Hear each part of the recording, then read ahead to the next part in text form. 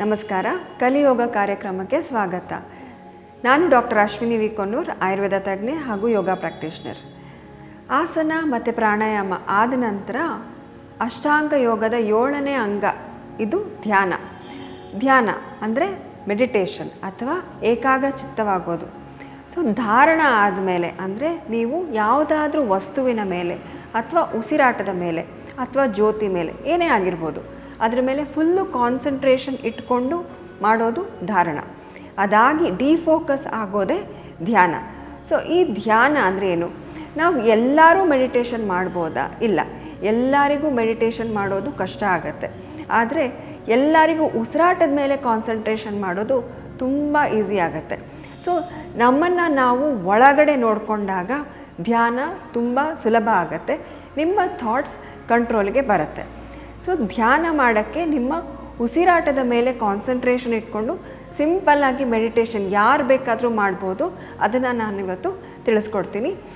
ಈ ಧ್ಯಾನದಲ್ಲಿ ಇವತ್ತು ನಾವು ಚಿನ್ ಮುದ್ರ ಇಟ್ಕೊಂಡು ಬ್ಯಾಕ್ ಸ್ಟ್ರೇಟಾಗಿ ಇಟ್ಕೊಂಡು ಮಾಡೋಣ. ಸ್ಟ್ರೇಟಾಗಿ ಕೂತ್ಕೊಳ್ಳಿ, ಕಣ್ಣು ಮುಚ್ಕೊಳ್ಳಿ, ಚಿನ್ ಮುದ್ರ ಅಡಾಪ್ಟ್ ಮಾಡ್ಕೊಳ್ಳಿ. ನಾನು ಹೇಳೋದನ್ನು ಮಾತ್ರ ಕೇಳಿಸ್ಕೊಳ್ಳಿ. ಕಂಪ್ಲೀಟ್ ಸೆಷನಲ್ಲಿ ನಿಮ್ಮ ಬ್ಯಾಕ್ ಸ್ಟ್ರೇಟ್ ಆಗಿರಬೇಕು, ಕಣ್ಣು ಮುಚ್ಚಿರಬೇಕು. ಇನ್ಹೇಲ್ ಮಾಡ್ತಾ ಹೊಟ್ಟೆ ಒಪ್ಪಿಸಿ, ಎದೆ ಅಗಲಿಸಿ, ಶೋಲ್ಡರ್ ರೈಸ್ ಮಾಡಿ. ಎಕ್ಸೇಲ್ ಮಾಡ್ತಾ down. Inhale, bulge your abdomen. Exhale and down.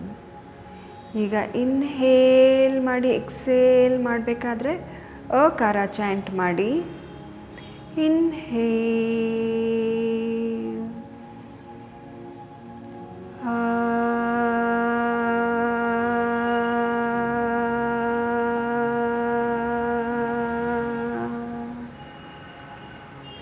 inhale, exhale and sink it down. Inhale, bunch, exhale and down. ಈಗ ಇನ್ಹೇಲ್ ಮಾಡಿ ಎಕ್ಸೇಲ್ ಮಾಡಬೇಕಾದ್ರೆ ಊಕಾರ ಚಾಂಟ್ ಮಾಡಿ ವೈಬ್ರೇಷನ್ನ ನಿಮ್ಮ ಚೆಸ್ಟ್ ರೀಜನಲ್ಲಿ ಫೀಲ್ ಮಾಡಿ. ಇನ್ಹೇಲ್,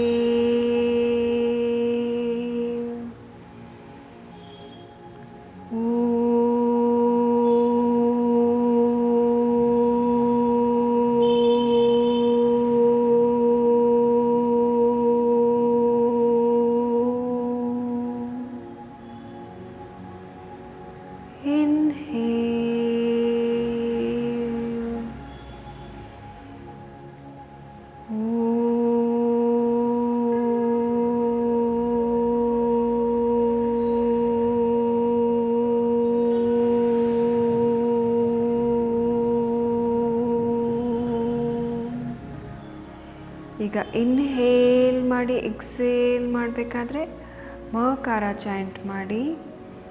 ಇನ್ಹೇಲ್,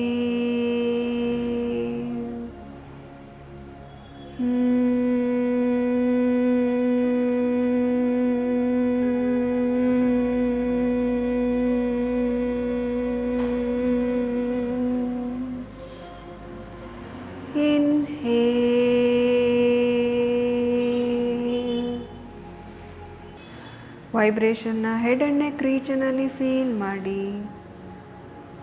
ಅಬ್ಸರ್ವ್ ಮಾಡಿ ನಿಮ್ಮ ಬ್ರೀತಿಂಗನ್ನು, ನಿಮ್ಮ ಥಾಟ್ಸ್ನ. ಈಗ ಇನ್ಹೇಲ್ ಮಾಡಿ bulge your abdomen, expand your chest, raise your shoulders. Exhale and down. Slowly release ಮಾಡಿ ಮುದ್ರಾನ. ಕೈಯನ್ನು ರಬ್ ಮಾಡಿ, ಪಾಮ್ಸನ್ನು ಜೊತೆಗೆ ರಬ್ ಮಾಡಿ, ಹೀಟ್ ಜನ್ರೇಟ್ ಮಾಡಿ. ನಿಮ್ಮ ಕಣ್ಣಿಗೆ ಹೀಟನ್ನು ತಾಗಿಸಿ. Slowly drop your hands down. Open your eyes with a few blinks. ನಾವು ಯಾಕೆ ಧ್ಯಾನದ ಬಗ್ಗೆ ಮಾತಾಡಿದ್ವಿ ಅಂದರೆ, ಸ್ವಾಮಿ ವಿವೇಕಾನಂದ ಅವರ ಅಷ್ಟು ಫೇಮಸ್ ಆಗೋದಕ್ಕೆ ಧ್ಯಾನ ಒಂದು ಸಾಧನೆ ಆಗಿತ್ತು. ಸೊ ಅವರು ಧ್ಯಾನದಿಂದ ಜ್ಞಾನವನ್ನು ಪಡ್ಕೊಂಡ್ರು. ನಾವು ಅವರನ್ನು ಉದಾಹರಣೆ ಆಗಿಟ್ಕೊಂಡು ಧ್ಯಾನದ ಮೂಲಕ ನಮ್ಮ ಕಾನ್ಸಂಟ್ರೇಷನನ್ನು ಹೆಚ್ಚಿಸ್ಕೊಳ್ಬೋದು. ಕಾನ್ಸಂಟ್ರೇಷನ್ ಹೆಚ್ಚಿಸ್ಕೊಂಡು ಮನಸ್ಸನ್ನು ಪ್ರಶಾಂತವಾಗಿ ಇಟ್ಕೊಳ್ಬೋದು.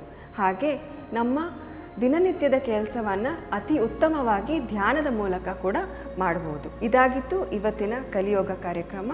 ಮುಂದಿನ ಸಂಚಿಕೆಯಲ್ಲಿ ಮತ್ತೆ ಭೇಟಿಯಾಗೋಣ. ಧನ್ಯವಾದ.